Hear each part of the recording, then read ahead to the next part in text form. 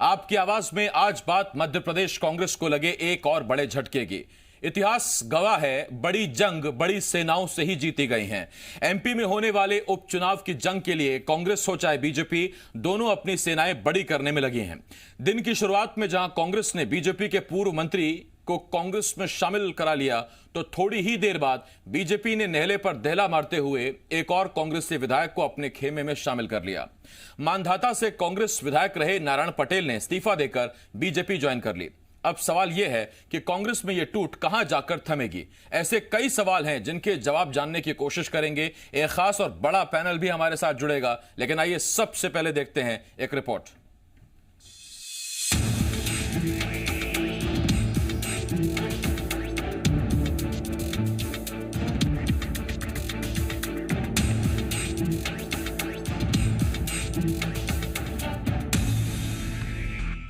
पिछले 4 महीने में सामने आई ये 4 तस्वीरें एमपी कांग्रेस की कमजोरी की कहानी खुद ब खुद बयां करती हैं।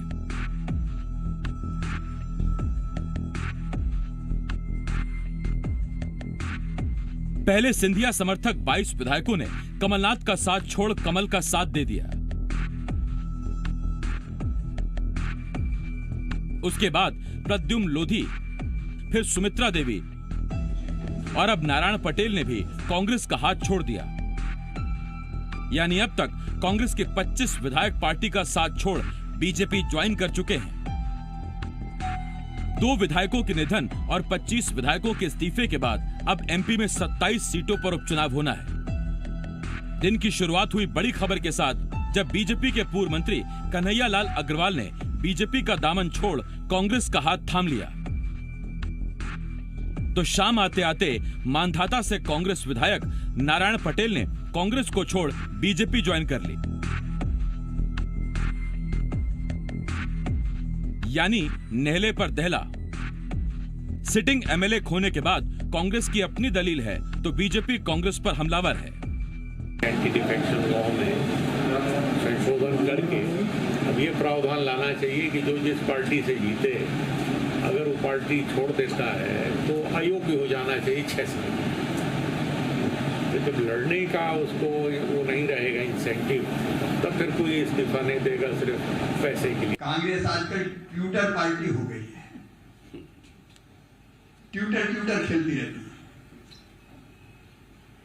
अच्छा, ट्यूटर में भी कई बार राहुल जी भारत की तो बात नहीं करते, चीन की बात करते रहते। उनको सपने में भी मोदी जी दिखाई देते हैं। दिल्ली में एक परिवार, यहां एक व्यक्ति,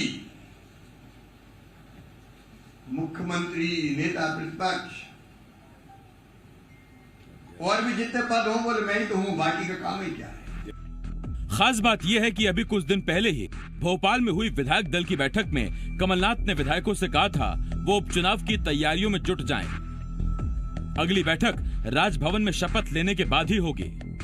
तब ऐसा लगा था शायद कांग्रेस की टूट अब थम गई है, कांग्रेस कॉन्फिडेंस में है। मगर नारायण पटेल के इस्तीफे के बाद अब सवाल खड़ा हो रहा है। अब तक 25 विधायक तो पार्टी छोड़ ही चुके हैं। कांग्रेस की ये टूट कहां जाकर थमेगी?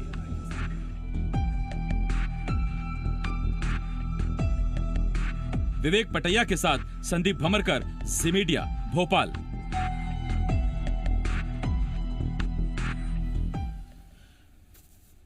खास मेहमान हमारे साथ जुड़ रहे हैं। हमारे साथ एमएसएमई मंत्री मध्य प्रदेश के ओम प्रकाश सखलेचा जी, इसके साथ साथ पूर्व मंत्री कांग्रेस के विधायक पीसी शर्मा जी और हरीश दिवेकर जी, मेरे सहयोगी हमारे साथ जुड़ रहे हैं। मैं आप तीनों का बहुत बहुत स्वागत करता हूं। सबसे पहला सवाल पीसी शर्मा साहब आपसे, अब तक 25, सर क्या हो रहा है कांग्रेस में?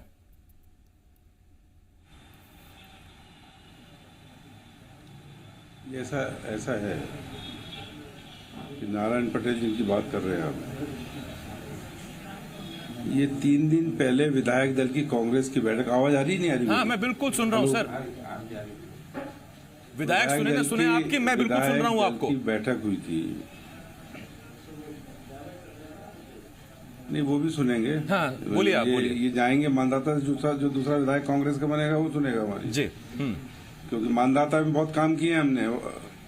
ओंकारेश्वर को 150 करोड़ रुपए मास्टर प्लान, उस मंदिर के निर्माण का कमलनाथ जी ने स्वीकृत किया है। तो जो आदमी 3 दिन पहले विधायक दल की बैठक में आता है, कमलनाथ जी का नमक खाता है और फिर नमक हरामी करे और बेईमान बन जाए, तो क्या करेंगे? कोई क्या कर सकता है जिसके जहन में बेईमानी आ गई हो? और उनसे 1-to-1 मुलाकात हुई, भाषण दिया, भाषण में कहा कि मैं कांग्रेस के साथ हूं, कमलनाथ जी के साथ हूं और जहां मेरी ड्यूटी लगाई जाएगी वहां काम करूंगा।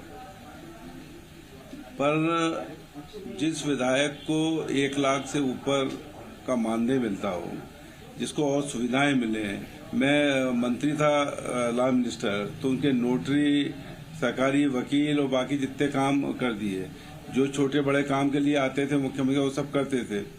तो लालच और लोभ इतना बड़ा कि ये कहीं न कहीं करोड़ों रुपए का मामला है। ये छोटे मोटे में तो विधायक हिलेगा नहीं। और जो 3 दिन तक जिसने कसम खाई, इसका हाथ दोनों उठाए थे इसने वहां पे। ये बाकी विधायकों ने तो जब संकल्प लिया तो 1 हाथ उठाया था, इनने दोनों हाथ उठाए थे। उसके बाद अगर ये हालत है, ये तो बेईमानों का जो जिनका डीएनए खराब हो गया है वो सब भारतीय जनता पार्टी में इकट्ठे होते जा रहे हैं। ये भागवत जी को मैं नहीं समझता कि अब जरूरत है इस तरह की संघ की या मीटिंग करें कि अब बचा नहीं है संघ के लिए कोई। ये नया तबका पैदा हो रहा है, वह नया डीएनए वाला। शर्मा जी, एक तरफ आज आप कह रहे हैं बेवफा निकल गए, नमक हरामी कर ली, साफ सुथरी, एक तरफ आप ये कह रहे हैं और दूसरी तरफ होती जा रही है। शर्मा जी, दूसरी तरफ आप ही कहते थे जब प्रद्युम्न लोधी गए, सुमित्रा देवी गई, तो उस वक्त कांग्रेस ने यही कहा था कि हमें तो मालूम था कि ये जाने वाले हैं तो ये जाएं। अब जो बच्चे हैं वो खाटी कांग्रेसी हैं, पवित्र कांग्रेसी हैं, बिल्कुल पक्के कांग्रेसी हैं, वो यहां पर रुकेंगे। लेकिन ये सिलसिला थम नहीं रहा साहब। सुमित्रा सुन लीजिए, सुमित्रा देवी का वीडियो सुन लीजिए आप। 20 दिन 15 दिन पहले अपने क्षेत्र नेपा नगर में भाषण में कहा, वहां अफसरों सुन लो, अगर मेरी बात नहीं सुनी तो शिवराज सिंह चौहान के हर गली कूचे में पुतले जलाऊंगी। और शिवराज जी उसका वहां पे पट्टा पहना के स्वागत कर रहे हैं। अब ये हाल तो है शिवराज जी के, जो 20 दिन पहले गाली दे रहा था उसको गले लगाना है। ये स्थिति हो गई। और रहा प्रद्युम्न लोधी का मामला, अरे ठीक कहा अजय बिश्नोई जी ने कि साथ दे चल रहा है भारतीय जनता पार्टी में। उनको लिया और अध्यक्ष बना दिया। जो 10-10, 20-20 साल से बने हुए हैं एमएलए, वो घर बैठे हुए हैं। ये कुल मिला के भारतीय जनता पार्टी का जो वास होने जा रहा है, वो कहते हैं ना जब वो बुरे दिन आते तब ये स्थिति होती, इसके वो हाल होंगे। अपने वजन से गिरेगी और जितनी 25-26 सीटें हैं ये सब कांग्रेस जीतेगी और फिर सरकार बनेगी, मेरा दावा है। ठीक शर्मा जी, लौट रहा हूं मैं आपके पास। लेकिन देखिए, कहते हैं इतिहास दोहराता है अपने आप को। कभी ये शब्द अपने वजन से सरकार गिरेगी, कभी ये बीजेपी के शब्द हुआ करते थे, कमलनाथ की सरकार हुआ करती थी। आज पीसी शर्मा साहब कह रहे हैं ये सरकार अपने वजन से गिरेगी। खैर, डायलॉग बदल गए हैं, किरदार बदल गए हैं। मैं सगलेचा साहब आपके पास आ रहा हूं। सगलेचा साहब, आपसे एक सवाल तो जनता जरूर जानना चाहती है। आज जब हमने नारायण सिंह पटेल से बात की तो उनसे पूछा गया कांग्रेस से क्या शिकायत है, उन्होंने कहा कोई शिकायत नहीं। फिर उनसे पूछा गया बीजेपी ज्वाइन क्यों कर रहे हैं, तो उन्होंने कहा विकास के लिए। मुझे जरा ये बताइए, आप विधायक हैं, मंत्री हैं, पीसी शर्मा साहब विधायक हैं, आपको फंड आता है, आप इलाके का विकास करते हैं, ये विधायकी छोड़ के कैसे विकास हो पाएगा साहब प्रदेश का, बताएंगे जरा। बहुत सीधी बात है कि जब कांग्रेस के बड़े नेताओं का आपसी समन्वय नहीं रहेगा और वो आपस में लड़ते रहेंगे तो कोई भी विधायक कैसे अपना भविष्य उनके भरोसे अपना जीवन बर्बाद करेगा।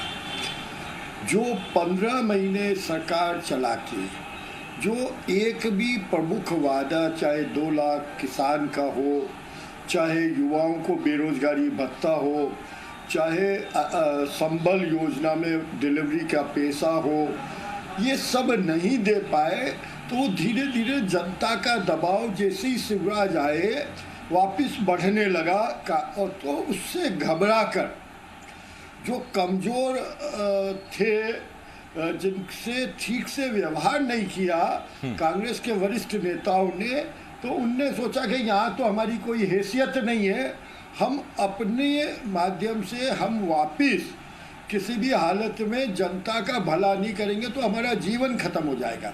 जिस उद्देश्य से कोई भी राजनीति ज्वाइन कर। नहीं, इसमें मंत्री जी मेरा आपसे दो सवाल है। मंत्री जी छोटे छोटे दो सवाल। पहला, आपने कहा कि अपना सियासी भविष्य विधायक नहीं देख पा रहे थे, इसका मतलब अपना सियासी यानी अपना भविष्य के चक्कर में वो बीजेपी में आए, पहली बात जो आप कह रहे हैं। और दूसरी बात ये कि अगर कांग्रेस के आला कमान में फूट है तो साहब फंड तो सरकार दे रही ना, सरकार आपकी है, तो उसमें विधायक अपना काम कराएं, उनको क्या आपत्ति थी? नहीं, आप विधायक को कितना फंड मिलता है? 1.5-2 करोड़। विधानसभा में कम से कम 5 साल में 250 से 400 करोड़ के बीच का एवरेज फंड चाहिए होता है। ये 2 करोड़ रुपया क्या करेगा? 2.5 करोड़ रुपया। ये तो सिर्फ इमरजेंसी का जो फंड होता है ना, जब आपके पास किसी भी योजना में कोई चीज़ शामिल नहीं हो पाती है, उसके लिए ये फंड होता है। ये फंड नॉर्मल विकास के लिए नहीं होता। ये आप बिल्कुल गलतफहमी में मत रहिए। तो फिर मेरी गलतफहमी और दूर कर दीजिए साहब। मंत्री जी एक मेरी गलतफहमी और दूर कर दीजिए। इसका मतलब ही जब तक कांग्रेस के विधायक थे आप उनको या तो समर्थन नहीं दे रहे थे या भरपूर फंड नहीं दे रहे थे, अब उनको ये उम्मीद है कि मैं विधायकी छोड़ दूंगा तो सरकार मेरे इलाके का पूरा ख्याल रखेगी। देखिए, बहुत सीधी बात है जी कि उन्हें एक चुनाव से क्या जीवन चल जाता है? रोज उसे जनता के बीच जाना है। जनता तो दबाव बनाएगी। मैं बताता हूँ, 15 महीने में नीमच जिले को एक भी विषय में एक भी रुपया नहीं दिया, बल्कि जितना पैसा दिया हुआ था, इवन 25-25 हजार रुपए मंदिर में भजन मंडलियों को दिए थे महिलाओं के, वो भी उस सरकार ने वापस बुला लिए। तो जिसकी इक्वेशन वहाँ के उनके नेताओं से नहीं बैठी, तो उनको ये लगा कि हम तो दोनों जगह से मर रहे हैं, जनता भी मार रही है और कांग्रेस के हमारे नेता भी मार रहे हैं, तो उनका तो जीवन खत्म हो रहा है। तो जब जीवन खत्म होते हुए कोई देखता है तो उससे पहले वो अपनी विधायकी को महत्व नहीं दे सकता है। अपने जीवन को महत्व देगा या पहले विधायकी को महत्व देगा? आप बताइए। तो उसे राजनीति में राजनीतिक जीवन जिंदा रखना ज्यादा जरूरी है बजाय विधायकी के। राजनीतिक जीवन जिंदा रहेगा तो वो कभी भी। ठीक, मंत्री जी मैं लौटता हूं आपके पास। हरीश जी बड़ा दिलचस्प है ये, आगे जीवन बना रहे, सियासी जीवन बना रहे, आगे भी विधायकी का मौका मिलता रहे, इसीलिए बचे हुई 3-3.5 साल की विधायकी छोड़ दी गई। गजब है।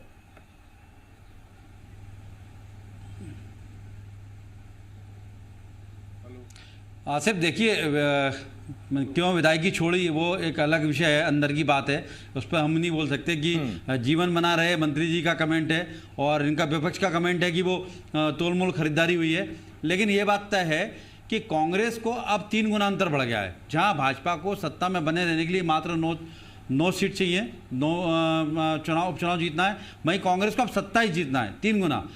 भाजपा जो जिस तरह से अब रणनीति बना रही है वो बिल्कुल मजबूत रणनीति दिखाई दे रही है कि कांग्रेस का इतना अंतर कर दिया जाए कि वो कितने भी चुनाव जीत ले, सत्ता में आने का सोच भी नहीं सके। और भाजपा की रणनीति सफल दिख रही है। 22 के बाद जहां कांग्रेस आश्वस्त हो गई थी कि हमारी सरकार चलेगी, अब क्या टूटेंगे, भाजपा लेकिन आश्वस्त नहीं। भाजपा बराबर चाल अपना काम करती रही। उसके बाद 23, 24, 25 हो गए और आगे पता नहीं जाके कहाँ थमेगा। भाजपा लगातार काम कर रही है, कांग्रेस अपने आत्मविश्वास में खुद में ही मस्त है और इस बात को मान रही है हम एकजुट हैं। और यहाँ तक कि पूर्व मुख्यमंत्री कमलनाथ ने एक बैठक में दी कि अब तो विधायक दल की बैठक तब करेंगे जिससे राजभवन शपथ लेंगे। मतलब इतना आत्मविश्वास, लवरेज वो देखने को तैयार नहीं है, समझने को तैयार नहीं है कि कहाँ टूट रहे हैं, कहाँ कमजोरी है। भाजपा वहीं रणनीति बना रही है। एक सेक्टर वाइज उन्होंने अपने नेताओं को बांट दिया है, उनके नेता लगातार बात कर रहे हैं, कौन नाराज है, कहाँ से कौन टूट सकता है, उनसे बात कर रहे हैं। कांग्रेस वहाँ बात करने को तैयार नहीं है। यहाँ तक कि वरिष्ठ कांग्रेस के गोविंद सिंह पूर्व मंत्री वो अपने ही नेताओं पर सवाल उठाने लगे कि भैया कांग्रेस का नेतृत्व जो है सामूहिक निर्णय नहीं हो रहे। इस तरह की जो बातें हो रही हैं कांग्रेस में, कांग्रेस को मंथन और चिंतन करना चाहिए कि अभी भी रुक जाए, 89 पे आ गए। अगर आंकड़ा ही रुका नहीं तो ऐसा ना हो 70, 75, 80 तक जाके चला जाए आंकड़ा, तो ये तो इनके लिए असंभव सा हो जाएगा सत्ता में लौटना। ये बात सही है कि जनता को निर्णय लेना, जनता के अदालत में मामला जाएगा, लेकिन इतना गैप कांग्रेस को बैलेंस ही नहीं कर पाए तो ये तो बहुत ही नहीं, मनोवैज्ञानिक स्तर पर भी बहुत सी चीजें होती हैं तब जबकि आपकी मौजूदा सरकार है और इतिहास गवाह है कि ज्यादातर उपचुनाव वही पार्टियां जीतती हैं जिनकी सत्ता होती है। मतदाता पर भी इसका बहुत बड़ा असर पड़ता है और विपक्ष सरकार के रहते हुए अपनी सारी सीटें ले जाए, ऐसा हुआ है लेकिन कम हुआ है। मैं पीसी शर्मा साहब एक बार फिर आपके पास आ रहा हूं और बिल्कुल ठीक बात कह रही जी ने। ये उन्होंने कहा कि जैसा हमने सुना कि विधायक दल की बैठक में कमलनाथ ने अपने विधायकों से कहा अगली विधायक दल की बैठक होगी राजभवन में शपथ लेने के बाद, लेकिन सर ऐसा लगता है कि शायद उससे पहले विधायक दल की बैठक एक बार, दो बार, तीन बार होनी फिर जरूरी है, क्योंकि आपने जिन पर पक्के कांग्रेसी की मुहर लगा दी राजभवन में शपथ से पहले पहले वो बीजेपी ज्वाइन कर रहे हैं।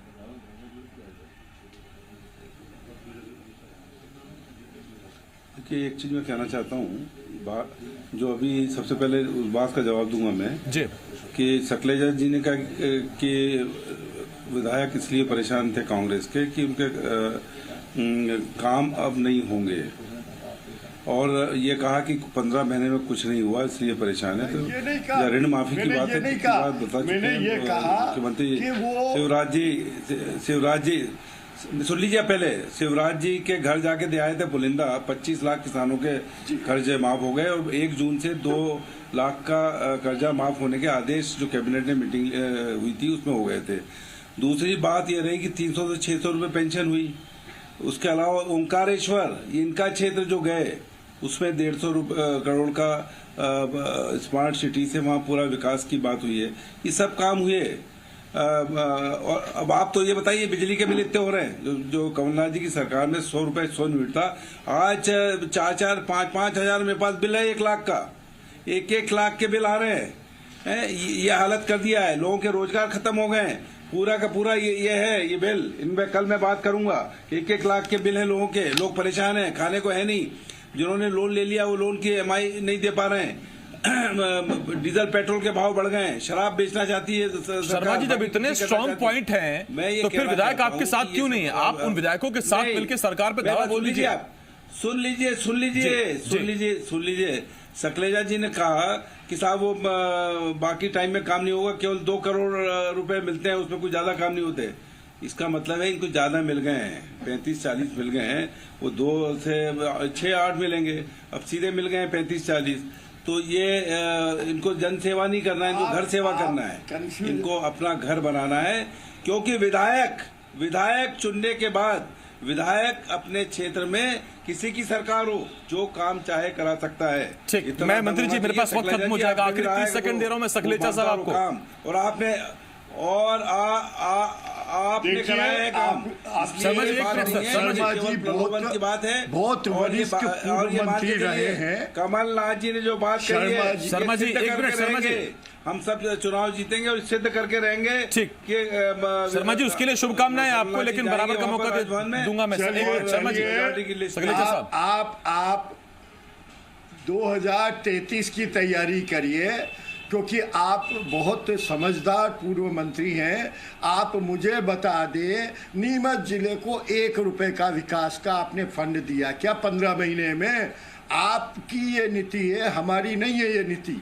आप ये समझिए कि कोई भी विधायक है, जब तक वो विधायक की सीट पे बैठा है उसे क्षेत्र का काम करवाना पड़ेगा, और आपकी सरकार ने ये काम करने नहीं दिया था। आपकी सरकार में जो लूट खसोट मची थी उसके प्रतिफल में लोग आपकी पार्टी से इस्तीफा देके भाग रहे हैं। आज भारतीय जनता पार्टी, ठीक है मंत्री जी, अब ये पटेल साहब तो आपके पास आ गए, हमें यहीं रहना है सर, वक्त खत्म हो गया मेरे पास, उसका भी मुझे ख्याल रखना पड़ता है। बहुत बहुत शुक्रिया आपका हमारे साथ जुड़ने के लिए। पीसी शर्मा साहब आपके बहुत बहुत शुक्रिया, हरीश जी आपके बहुत बहुत शुक्रिया। एक छोटे से ब्रेक के लिए मैं रुकना होगा, लेकिन ब्रेक के बाद भी